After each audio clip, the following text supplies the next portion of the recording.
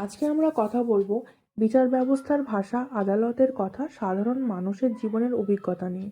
আমরা যারা law student, আমরা যখন সংবিধান পড়ি, বিশেষ করে ইউনিয়ন জুডিশিয়ারি বা সুপ্রিম কোর্টের ভূমিকা নিয়ে, তখন বারংবার একটা কথা শোনা যায় যে বিচার ব্যবস্থা সমাজ পরিবর্তনের হাতিয়ার, যে বিচার ব্যবস্থা সেই সমতা প্রতিষ্ঠা করবে, যে সমতার জন্য ভারতবর্ষের মানুষ দীর্ঘদিন ধরে অপেক্ষা করে আছে।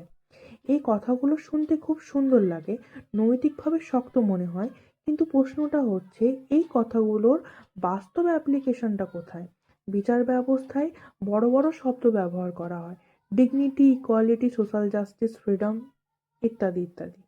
রায়ও লেখা হয়, ব্যাখ্যাও দেওয়া হয়, কিন্তু বাস্তব সমাজে দাঁড়িয়ে আমরা কি সেই শব্দগুলোর প্রতিফলন দেখতে পাই?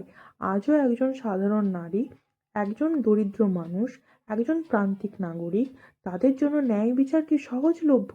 তারা কি সত্যিই আদালত থেকে সমতা পায়, নাকি বছরের পর বছর মামলা চলতে থাকে আর ন্যায় কাগজে সীমাবদ্ধ থাকে? সমস্যাটা এখানে, বিচার ব্যবস্থা যা বলে তার তাত্ত্বিক ভিত্তি আছে, সংবিধানের ভেতরে তার জায়গা আছে, কিন্তু সেই কথাগুলো বেশিরভাগ ক্ষেত্রে বাস্তব জীবনে নেমে আসে না। যেখানে ন্যায়ের সব থেকে বেশি প্রয়োজন, সেখানে আদালত পৌঁছাতে পারে না, আর যেখানে আদালত পৌঁছায় সেখানে ন্যায় অনেক সময় দেরিতে আসে, আর দেরিতে আসা ন্যায়, সেটা আদৌ ন্যায় কিনা সেই প্রশ্নই থেকে যায়।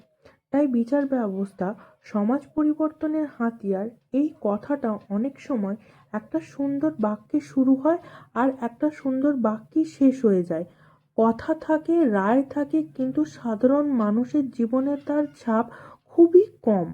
এই প্রশ্ন তোলা মানে বিচার ব্যবস্থাকে অস্বীকার করা বা অবমাননা করা নয়।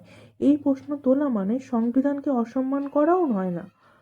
এই প্রশ্ন তোলা মানে বিচার ব্যবস্থাকে তার নিজের প্রতিশ্রুতির সামনে দাঁড় করানো। কারণ কথা যদি এত বড় হয়, তাহলে দায়িত্বও বড় হওয়া উচিত।